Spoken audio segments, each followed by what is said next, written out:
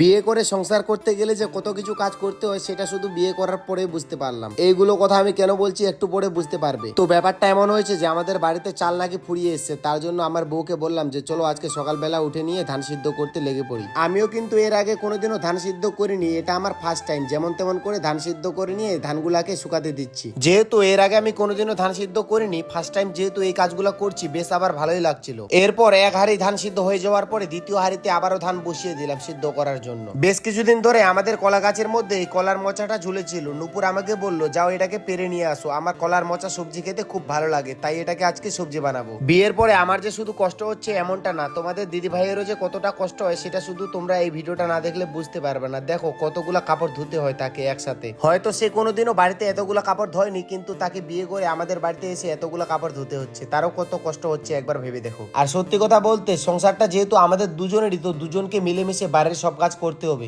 এরপর ডিম ভাজা, পটল ভাজা এবং কি কলার মোচা সবজি দিয়ে ভাত খাওয়া দাওয়া করে নিয়ে ছাদে চলে আসলাম ধান শুকাতে।